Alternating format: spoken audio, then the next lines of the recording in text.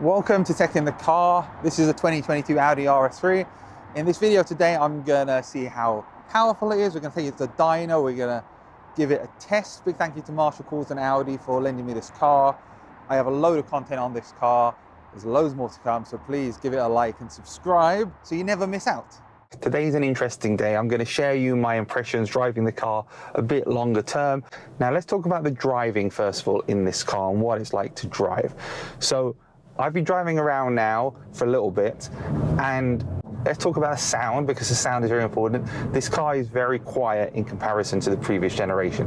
There's nothing wrong with that. It is, as I discussed in my comparison video between the 2018 and 2022, which you should check out, is down to OPF and European emissions regulations, which means that the cars can't pop, they can't bang, and they can't make a lot of noise, because that obviously uses up more fuel, and more fuel means more emissions, and more emissions is bad for the environment, and we're trying to protect the environment.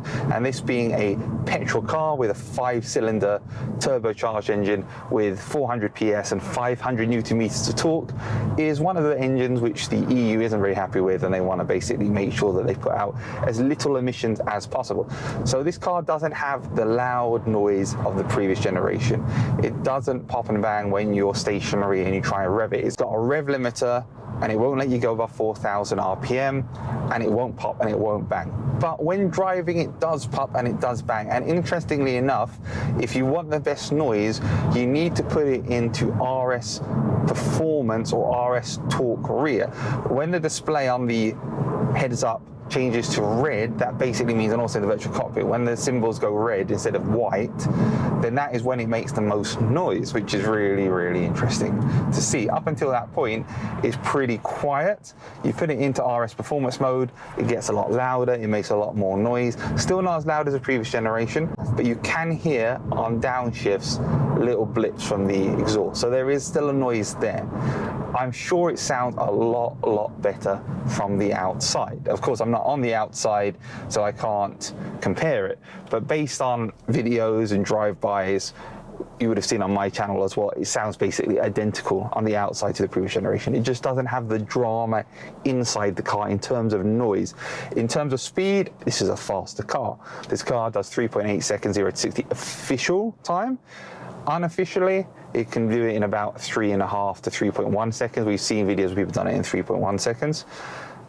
Officially, like I said, 3.8. I've done it in 4.1 just quickly from some traffic lights in my first drive video, and that was much faster launching than my previous generation. They've definitely refined it. We've got an actual launch control program now on here, and it lets you know when to launch, and it's definitely a lot faster and a lot quicker. And this car is a faster car. When I put my foot down, I can immediately feel it's giving me a lot more torque, a lot more power, much quicker than the previous generation. And that's a big, it's a big noticeable difference to me for someone who's driving this car who's got the previous generation. If you weren't somebody who had previously driven this car, you might not notice the difference. Okay, let me show you what I mean. So if you hit the RS button on the wheel, this will let you alternate between dynamic, RS Performance, and RS Individual. You can't go into Torque Rear unless you do it manually on the screen, so you have to do that manually. You can only go into dynamic, RS Performance, and RS Individual. So if I put this into RS Individual, you see the dials are white on here, and my head-up display, I know you can't see it, but my head-up display is a normal head-up display. If I put it into Performance, immediately the car gets louder, immediately. And the next thing you notice is the dials go red. The dials go red up here as well, and it gets a lot louder inside the car, and you can hear it from the back as well.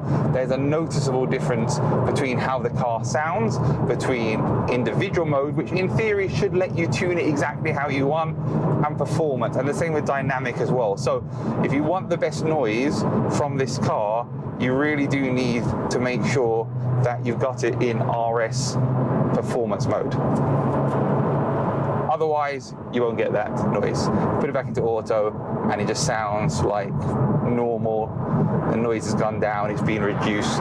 The other thing too, and I mentioned it before, is the suspension. The suspension in ride quality is significantly better on this car than on the previous generation RS3. There's a big shopping mall here, they're all over the world, Westfield, and I'm sure you've probably got one near you. And the Westfield here in London, the one in West London, has this sort of really, really strange surface when you go into the car park. It's like sort of got lots of screws and things. It's a bit weird. I'm not really sure what's going on with that. But in my RS3, I go over that, the car shakes. I'm like, ugh, I hate that. In this car, I went over it nice and smoothly. So that is something which I can confirm my observation from before. This car is definitely a lot better riding than the previous generation.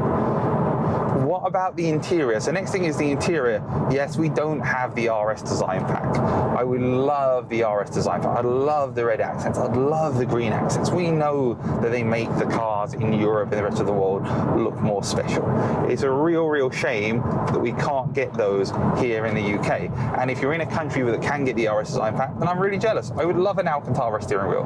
I don't really mind that much the fact that it's round. Round doesn't bother me, actually. I know lots of people are getting upset about the fact that it's not a flat bottom steering wheel. What bothers me is the fact that it doesn't have Alcantara, so it doesn't feel as special. It's a really nice interior. I want to be fair to Audi here, because I've ordered one of these. I love this car. It's a fantastic car. There are some things which are different, and there are some things which are special about this. And the first thing is this, as standard on the Vorsprung and the carbon editions, and I guess in your country you can spec it, is this carbon fiber effect on the dashboard. Now there is a negative to this. You lose the interior lighting which used to go across here, which was on all the other models of the A3 variants, which is a shame. But it does look very good, and particularly at night when you see that carbon fiber effect catch the light, it looks really good. Interior wise, I know it feels like an S3. I know in the UK model of the car it doesn't feel that more special, but the seats are more comfortable than the previous generation. If you go from a current generation A3 and 8Y generation to an RS3 and you already have these seats, then you're not going to notice a difference. But they are more comfortable than the previous generation. They do have a nicer feel to them. They are more comfortable. They are more supportive. They do feel a lot better, and it's an obvious difference to me when driving the car. So it makes a big difference. What about RS Torque rear? There's no doubt that if you put this car into RS Torque rear, you can feel the back squirming a tiny bit. Maybe squirming isn't the right word, but you can definitely feel it come alive, and that's a good way to describe it. It makes the car feel more lively. That's a bit of an unusual feeling in an RS3, because you're used to RS3s being very planted, and that's not to say that you feel like you're about to lose control and like having an RS Torque rear suddenly going to make you end up in a bush or something. It's not at all like that. It just makes it a bit more dynamic, a bit more exciting. And RS Torque rear also gives you the maximum sound and turns the dials red and changes the head-up display. So RS Torque rear is a really interesting feature. I haven't been able to drift it yet. Hopefully at some point I will be able to try out the drifting functionality of RS Torque rear, but I think the main benefit for you as a person that's driving around normally is it just feels much more lively, the car. You feel a bit more involved with the driving. In terms of steering really precise, really sharp. It definitely goes where you want it to go. And comfort, like I said, it's really comfortable. This car, and I said it in my first drive video, I do think right now this is the best car that Audi make. I know maybe Audi might disagree with me about that.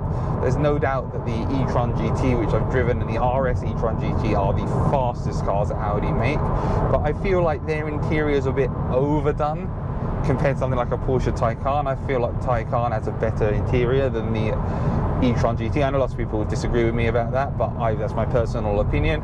And then the R8 is magnificent. That is double the size of this engine in terms of cylinders.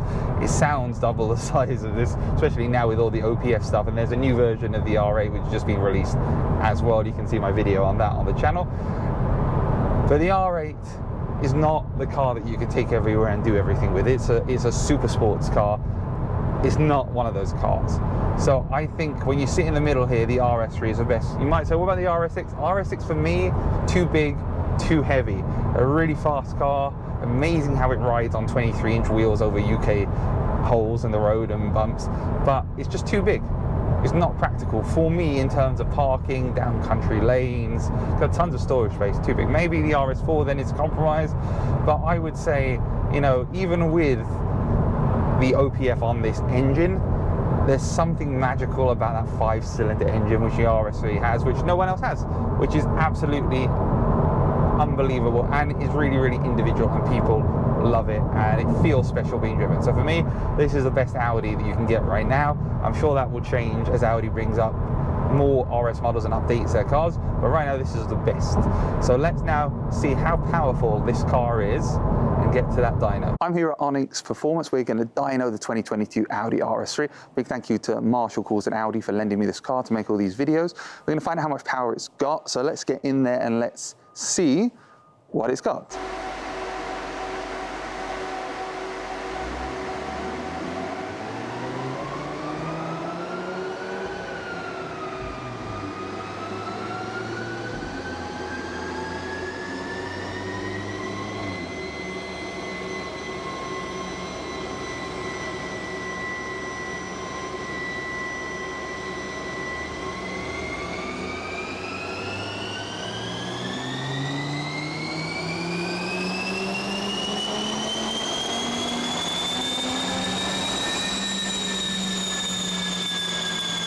So we put the 2022 RS3 on the dyno. Big thank you to the guys here at Onyx Performance, and of course to Audi Marshall Coulsdon for the car.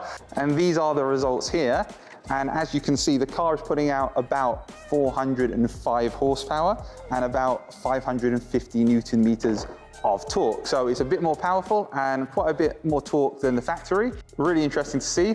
Big thank you to the guys here. If you enjoyed this video, don't forget to give me a like and subscribe for more on the channel.